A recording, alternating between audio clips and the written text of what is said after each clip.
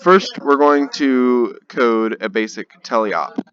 The teleop is used during the driver control period, controlled by the controller. So, this program is called Basic Boy. You just saw Reese type that in. So, this is the run op mode function. So, to run the op mode, or the program, you put your blocks in there. Next, it says put initialization blocks there. So if you want to initialize your robot to do something before the program actually runs, you put the blocks there.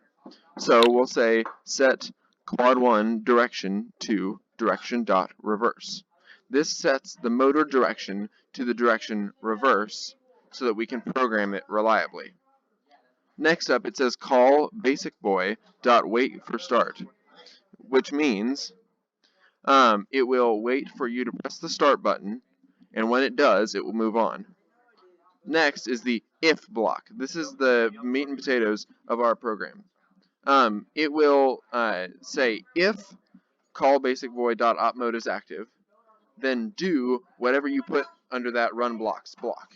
So it checks to see if the op mode is active. In other words, if you've pressed play on the program, and if yes, it then proceeds with the program. It sets quad 1 power to 1 in this case.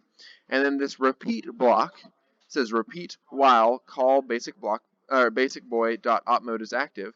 It does what it sounds like. It checks to see if the op mode is active, and if it is, then it runs whatever is in the loop block. In this case, it calls a telemetry update, which means it will update the telemetry on the phone. Telemetry is just a fancy word for the stats on the phone. It tells you, what your motor power is or whatever you ask it to tell you. It will loop a telemetry update as long as the program is active.